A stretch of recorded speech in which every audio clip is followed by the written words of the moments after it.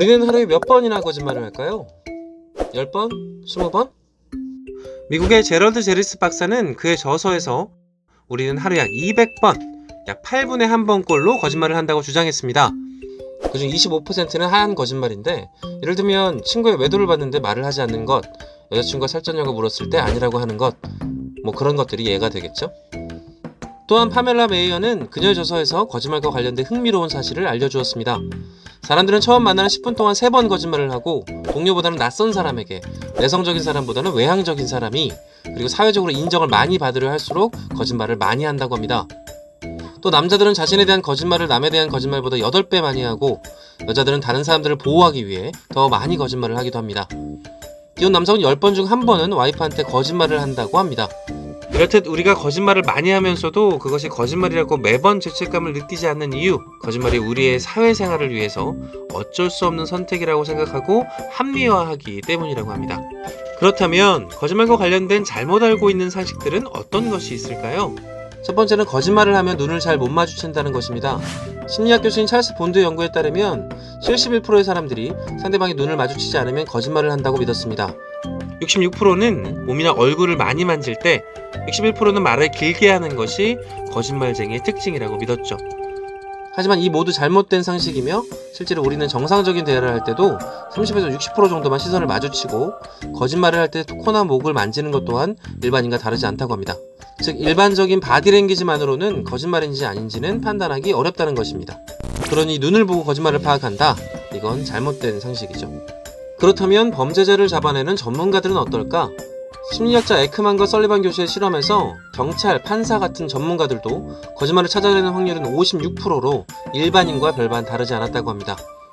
하지만 전문적으로 거짓말을 분석하고 훈련한다면 그 확률을 90%까지 올릴 수 있다고 합니다. 하지만 이러한 전문가들도 더 정확한 진실을 규명하기 위해 과학의 힘을 이용합니다. 대표적인 것이 바로 거짓말 탐지기죠.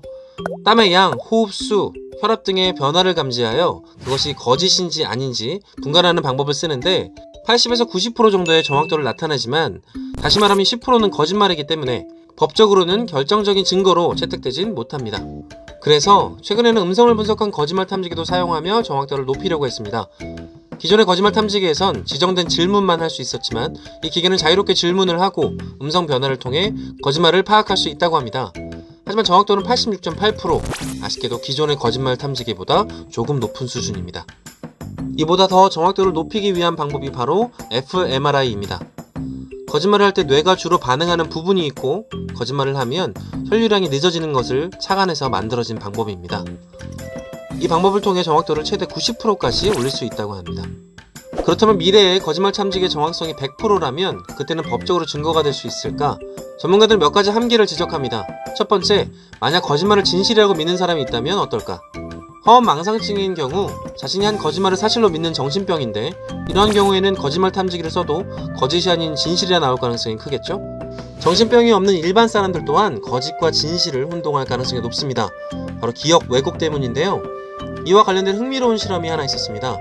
엘리자베스 로프토스 교수는 복면을 쓴 남자가 등장하는 영화를 보여주고 나서 그 남자의 얼굴에 수염이 있었던 것을 기억하시나요?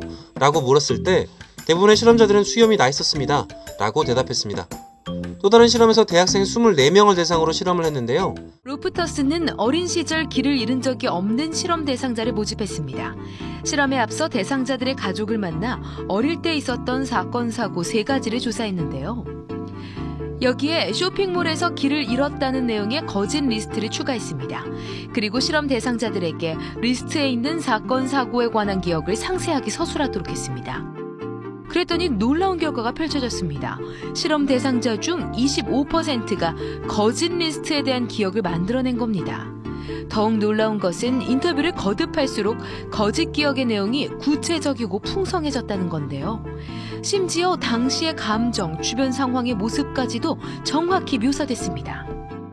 이렇듯 환자가 아닌 일반인의 기억도 생각보다 쉽게 왜곡될 수 있다는 것입니다. 그렇다면 더 나아가 기억을 조작해서 범죄를 조작하는 것도 가능할까? 다시 말해 무죄인 사람을 범죄자로 만드는 것이 가능할까? 그런데 실제로 이러한 일이 벌어진 사건이 있었습니다.